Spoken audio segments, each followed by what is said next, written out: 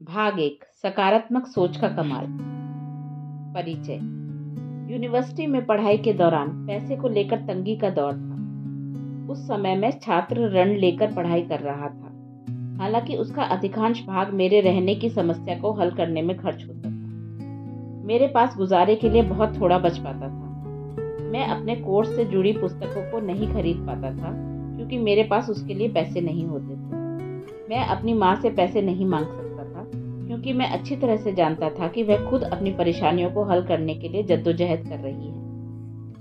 मैं जानता था कि अगर मैं उनसे पैसे मांगता तो वे कहीं से भी जमा कर मुझे पैसे दे देते, जैसा कि उन्होंने सारी जिंदगी किया था, फिर चाहे इसके लिए उन्हें भूखे क्यों न रहना पड़े। अपनी अधिकतर जरूरतों को मैं बहुत अच्छी तरह से अपनी सीमित आमदनी में पूरा करना सीख गया था। मैं बाहर जा सकता था और अपने दोस्तों के साथ अक्सर पार्टी करता था। मुझे कभी भूखा नहीं रहना पड़ा और ना ही मेरा समय एक ही कपड़ों को पहनकर गुजरता था। मैं ऑनलाइन कुछ काम जैसे माई स्पेस पर पेज लेआउट का काम करना से कुछ पैसे कमा लेता था। एक बार समर टर्म के दौरान मैं छुट्टियों में ब्रेक के लिए अपने घर आया। मेरे पास पैसे बिल्कुल भी नहीं थे और सब कुछ बहुत मुश्किल लग रहा था। मैं यूनिवर्सिटी वापस नहीं जाना चाहता था क्योंकि पढ़ाई में मेरा मन नहीं लग रहा था और ना ही मेरे अंदर अपने समर असाइनमेंट को पूरा करने की कोई चाहत बची थी क्योंकि मैंने उस साल अधिकतर समय पढ़ाई करते हुए बिताया था। मुझे उस समय जॉब करने की बहुत ज़रूरत थी जिससे कि मैं यूनिवर्सिटी में वापस जाकर अपने सभी खर्च आसानी से पूरे कर सकूं। मेरे सभी दोस्त छुट्टियों में साथ मिलकर कहीं घूमने जाने की योजना बना रहे थे, लेकिन मैं उनके साथ पैसे की तंगी के कारण नहीं जा सकता था और मेरा एक लड़की के साथ भी कुछ मतभेद चल रहा था। मेरे निजी जीवन में चल रही नाटकीयता और जिंदगी की जद्दोजहद ने मेरे अंदर बहुत गुस्सा भर दिया और मैं जीवन के प्रति उदासीन हो गया। एक शाम मैंने एक पुस्तक पढ़ी जिसका नाम द सीक्रेट था। लोगों का कहना था कि इसने उनके जीवन को बदल दिया और इसे पढ़ने से सभी को लाभ मिल सकता है। इसे साधारण से आकर्षण के सिद्धांत पर लिखा गया था। आकर्षण के सिद्धांत का आधार वाक्य यह है कि आप जो भी चीज शिद्दत से चाहते हैं उसे आपके पास लाने की कोशिश सारी कायनात करती है। दूसरे शब्दों में कहें तो हम जिन चीजों को अपने जीवन में चाहते हैं उन्हें अपनी तरफ अपने विचार और सोच को पूरी तरह से केंद्रित कर आकर्षित कर सकते हैं। यह सिद्धांत उन चीजों पर ठीक इसी तरह लागू होता है जिन्हें आप अपने जीवन में नहीं चाहते। यह आम सी ही बात है। आप जिस पर भी अपने ध्यान को पूरी तरह से केंद्रित करेंगे वह आपके पास खींची चली आएगी। तो आकर्षण का सिद्धांत आपके उस चीज के बारे में सोचने के महत्व पर जोर देता है जिसे आप अपने जीवन में चाहते हैं, बजाय इसके कि जिसका आपको डर या भय है। आकर्षण का सिद्धांत सकारात्मक सोच पर बहुत ज्यादा जोर देता है। मेरे लिए यह बहुत ही सही साबित हुआ, इसीलिए मैंने इस पर और अधिक शोध करना शुरू कर दिया और उन लोगों के बारे में पढ़ा जो यह दावा कर रहे थे कि आकर्षण के सिद्धांत ने उनके जीवन में अद्भुत बदलाव किए हैं। क्या मैं इसे अपने जीवन में भी लागू कर सकता हूँ?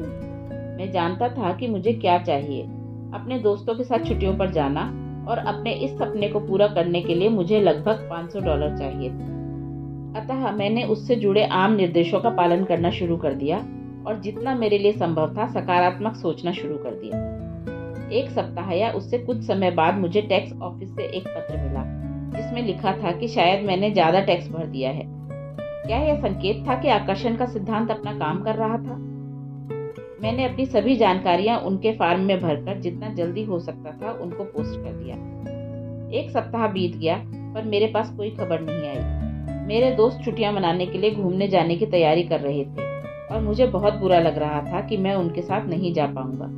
टैक्स में मिलने वाली छूट का विचार मेरे दिमाग में दौड़ रहा था। मेरी परेशानी बढ़ती जा रही थी। परेशानी में मैंने टैक्स ऑफिस में फोन किया और पूछा कि क्या उन्हें मेरा पत्र मिला है। उन्होंने बताया कि मेरा पत्र उन्हें मिल चुका है और उसका जवाब मुझे जल्दी ही मिलेगा। उस समय मैं बहुत उत्साहित हो गया था, लेकिन मुझे इस बात का भी एहसास था कि समय बीतता जा रहा है। समर टर्म खत्म होने को था और मेरे दोस्त जल्दी ही जाने वाले थे। इसी तरह एक और सप्ताह बीत गया और मुझे कुछ भी नहीं मिला। मेरी उम्मीद खत्म होती जा रही। मैंने अपने दोस्तों से भी कह दिया था कि वे घूमने के लिए टिकट बुकिंग मेरे बिना करवा दें। मैंने अपना ध्यान कहीं और लगाने का निश्चय किया और अपने मूड को ठीक करने के लिए प्रेरणादायक चीजों को पढ़ने लगा। कम से कम इससे मैं जीवन के बारे में थोड़ा अच्छा सोच सकता था। कुछ और दिन बीत गए, फिर टैक्स ऑफिस से एक लिफाफा आया। मैंने घबराते हुए उसे खोला। उसके अंदर $800 का चेक था। मैं हैरान रह गया। उस समय मैं बहुत उत्साहित था और खुशी से झूम रहा था। मैं जितना जल्दी हो सकता था बैंक की तरफ चेक को जमा करवाने के लिए भागा। आमतौर पर चेक को पास होने में 5 दिन का समय लगता है, लेकिन उस चेक की राशि मेरे अकाउंट में 3 दिन में ही आ चुकी थी। अगले सोमवार को मेरे दोस्त और मैंने अंतिम क्षणों में घूमने के लिए टिकट बुक करवाई और 4 दिन बाद घर से निकल पड़े। वहाँ मेरा समय बहुत अच्छा गुजरा, लेकिन इससे भी बड़ी बात यह थी कि आकर्षण के सिद्धांत पर मेरा विश्वास पक्का हो चुका था। इसके बाद मैंने तय किया कि मैं इसका इस्तेमाल अपने पूरे जीवन में बदलाव लाने के लिए करने वाला।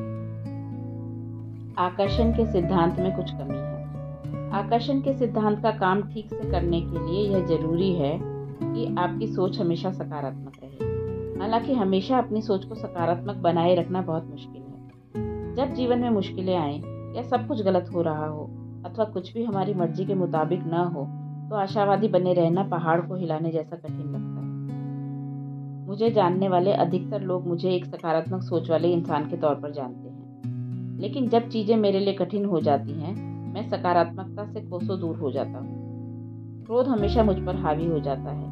कभी कभी बाहरी घटनाएं मेरे अंदर इतना अधिक क्रोध भर देती कि मेरे सामने जो भी चीज आती उसे मैं बर्बाद कर देना चाहता था। परिणाम स्वरूप मैं पतन की ओर बढ़ चला। मैं लगातार ऊपर से नीचे और फिर बहुत नीचे की ओर बढ़ जाता था। मैं ऐसा हो गया जैसे मैं एक नहीं 2 व्यक्तित्व को एक साथ जी रहा हूँ। इन उतार चढ़ावों का मेरे जीवन पर बहुत बुरा प्रभाव पड़ा।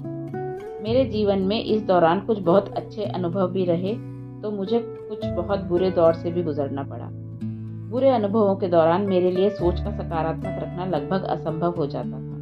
ऐसे में परिस्थितियां मुझ पर हावी हो जाती थी और मैं अपने गुस्से को पूरी दुनिया को तबाह करने के उद्देश्य से फर्नीचर तोड़कर, लोगों के साथ बदतमीजी से बात कर और यह बताकर जाहिर करता था कि इस दुनिया में रहना कितना मुश्किल है। यूनिवर्सिटी में मेरे अंतिम वर्ष के दौरान मुझे उस ग्रुप प्रोजेक्ट की वजह से बहुत बड़ा धक्का लगा, जिसका मेरे फाइनल अंक प्रतिशत पर बहुत अधिक प्रभाव पड़ने वाला था।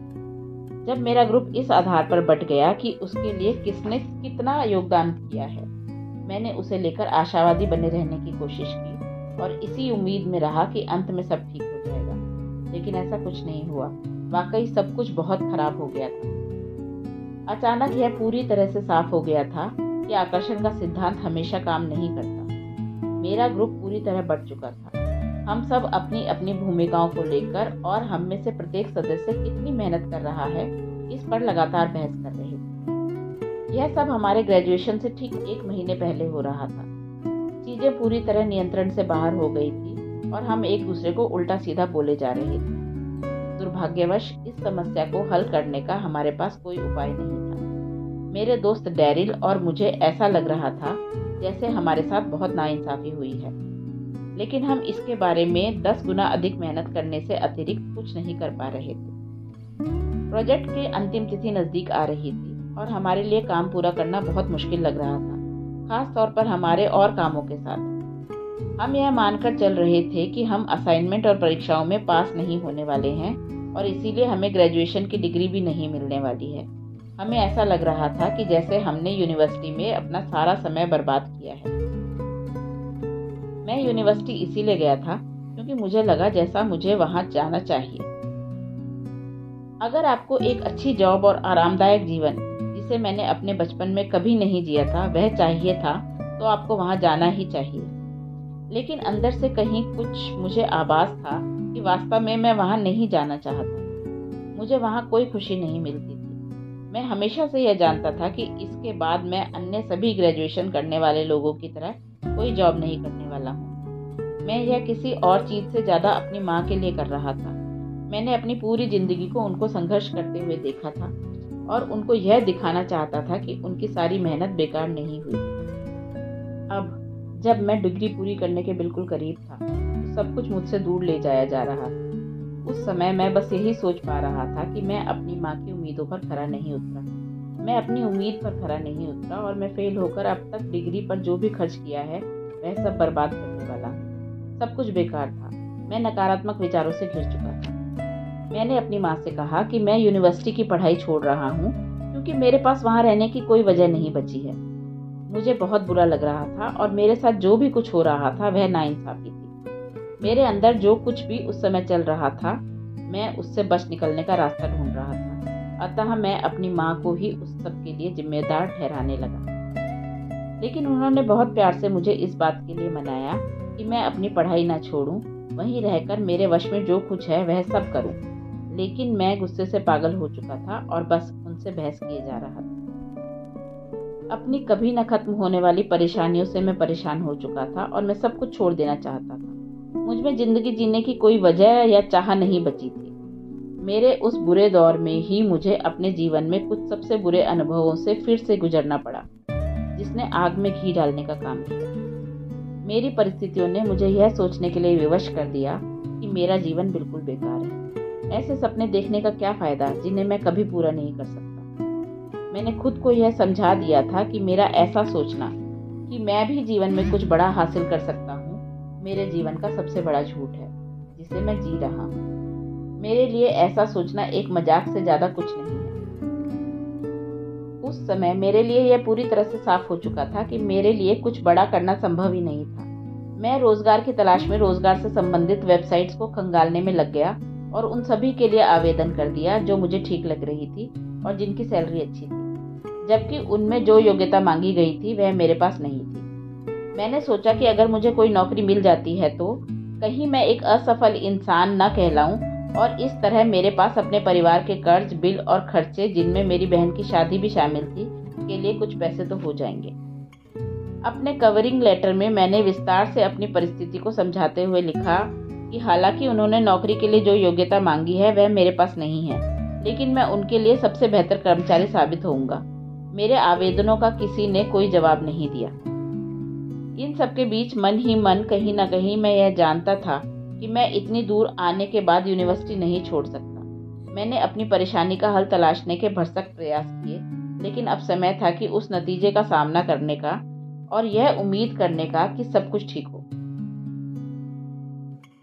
पर सबसे पहले मुझे अपनी बड़ी बहन की शादी में शामिल होना था। इससे मैं और भी दबाव महसूस कर रहा था। इसका मतलब था मुझे अपनी असाइनमेंट को और लोगों से पहले पूरा करना था और अपनी फाइनल डेडलाइन से ठीक 2 महीने पहले मुझे छुट्टियां लेनी थी, जो मुझे और भी निराशावादी बना रहा था। यह जानते हुए कि मुझे अपने फैसले पर जीवन भर अफसोस होगा, मैं अपने परिवार के सामने अपनी बहन की शादी में न जाने की बात पर अड़ा रहा। पर अंत में, हालांकि अनमने मन से ही सही, मैं शादी में गया। जैसे ही मैं वहां पहुंचा, कुछ ऐसा हुआ जिसकी मुझे बिल्कुल भी उम्मीद नहीं थी। मैं स्वयं को बहुत हल्का और शांत महसूस करने लगा। मेरी बहन की शादी गोवा, भारत में थी और वह बहुत शानदार थी। वहां पर सभी लोगों के चेहरे खुशी एवं मेरी बहन और उनके अभी अभी बने पति के लिए प्रेम की वर्षा से चमक रहे थे। सच कहूं तो उस समय तक मैं खुशी महसूस करने की कोशिश भी नहीं कर रहा था। मैं अपनी उदासी और खुद पर तरस खाने में ही सहज महसूस कर रहा था और यह भी चाहता था कि दूसरे भी मुझ पर तरस खाएं। लेकिन इस नए माहौल ने मेरे अंदर एक नए तरह का उत्साह भर दिया। काफी लंबे समय बाद मुझे बहुत अच्छा लगा। मुझे मेरी बहन की शादी हमेशा याद रहेगी। इसने मुझे इस बारे में बहुत कुछ सिखाया कि इस ब्रह्मांड का संचालन किस तरह होता है। मेरे घर वापस आने के बाद वहां से मिली सकारात्मक सोच मेरे लिए साथ रही। मैं अपने आसपास के परेशानियों से भरे माहौल के बावजूद बहुत अच्छा और शांति महसूस करता था और इस बदलाव से मुझे जो नई ऊर्जा मिली थी, उसने मुझे जो काम करने की मुझे जरूरत थी उसे करने के लिए प्रेरित किया।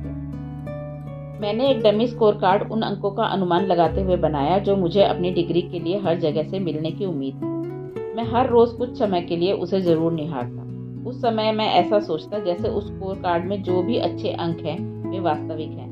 मुझे विश्वास नहीं होता था कि मैं यह अंक प्राप्त कर सकता हूँ। बस वह मेरी इच्छा थी, लेकिन मुझे यह विश्वास था कि चाहे कुछ भी हो, मैं अच्छा प्रदर्शन करूंगा।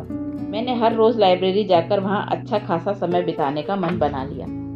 मैंने ग्रुप असाइनमेंट को पूरा करने के लिए जितनी ज़्यादा मेहनत करने की जरूरत थी, उससे अधिक मेहनत की। पढ़ाई से कुछ समय के लिए ब्रेक के दौरान मैं सकारात्मक सोच वाले उन लोगों के साथ बातें करने लगा जो मेरे बारे में अपनी सोच को सकारात्मक करने और अच्छा महसूस करने में मददगार थे। उनमें से एक वह महिला थी जिससे मुझे आगे चलकर जीवन भर के लिए प्यार हो गया। जब परीक्षा, असाइनमेंट जमा करने और फाइनल ईयर के प्रेजेंटेशन का समय आया, मुझे पूरा विश्वास था कि मैं अच्छी खासी तैयारी कर चुका हूँ।